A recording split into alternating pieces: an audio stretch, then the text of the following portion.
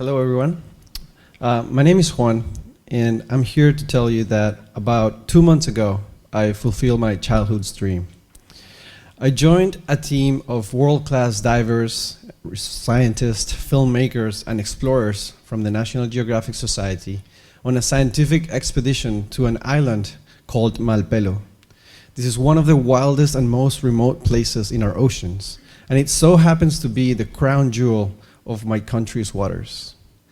Malpelo, it's a very remote place. It is the tip of an underwater volcanic mountain that only breaks the surface at about 500 kilometers away from the Pacific coast of Colombia.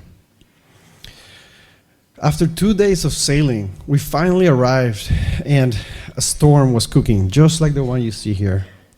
The skies were gray, the seas were heavy, were rough, were dark, the wind was howling. And I remember seeing through the mist and through the fog the silhouette of this island and its volcanic peaks. And those volcanic peaks are also the home of one of the largest colonies of an oceanic seabird called the Nazca booby that shares this island with 4 brave soldiers of the Colombian Navy, whose duty is to protect the underwater treasures of Malpelo, which is its underwater world. So the following morning, we wake up very early.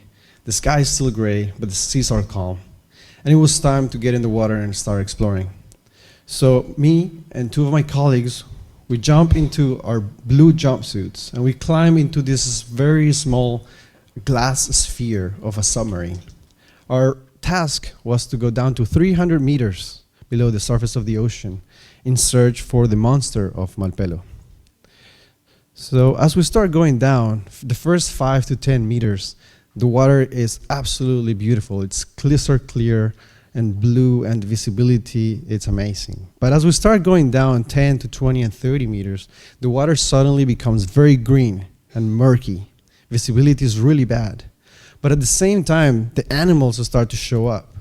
As we start descending, schools of hammerheads by the dozens, and silky sharks, and tunas, and barracudas start just swimming on top of us.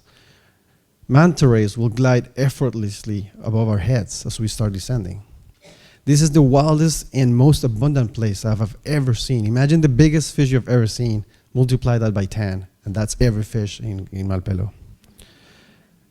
So we started going down, and of course the light starts to die. And when we hit the bottom at 300 meters, everything is pitch black. So we turn our lights, and we have landed on a sandy, flat bottom with not a lot of life.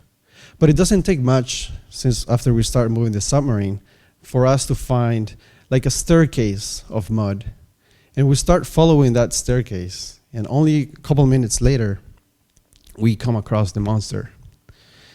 The monster of Malpelo, it's a 3-meter shark. It's a deep water shark that it lives alone, usually in the depths of the ocean. And it's called the monster because it's got very bad teeth.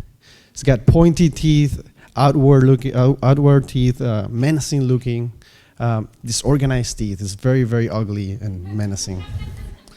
But it started swimming towards us very, very slowly along the bottom, attracted by the lights of our sub.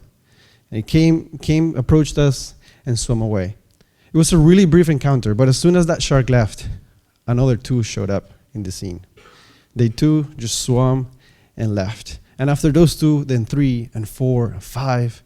And we ended up spending about 45 minutes with half a dozen of these sharks that we thought were solitary beings. We were just completely mind blown by this. And we were fortunate enough to spend about an hour and a half at the bottom, hanging out with these animals. It was time to go up, so we started going up about an hour and a half into the dive.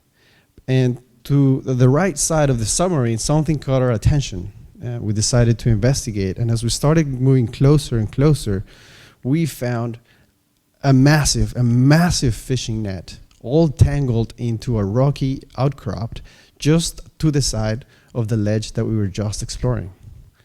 So we get as close as we can with the sub, and we take a couple of photographs, and we start going up. And as we start going up, I get inundated by feelings of both joy, but also of concern. Here it was in my country's crown jewel. I just spent a bunch of time hanging out with the most amazing animals. But at the same time, this place that has been a marine reserve for more than 20 years has not been able to escape the effects of industrial illegal fishing. And as I was going up, I couldn't stop thinking about those 4 rangers up there in the island. Did they see this happening? If so, was there anything that they could do? Or were they just simply watching? The problem of illegal fishing is not unique to Malpelo. It happens to marine reserves all over the world, big, small, wild, remote or not remote. So how can we solve this problem, this huge problem? What can we do about it? So as I was reaching the surface, I just couldn't stop by wondering. We have the technology to bring 3 scientists to the bottom of the ocean and back safely. Can we not use that same human ingenuity to design a system that would allow us to protect these places, these wild, the last jewels of our oceans?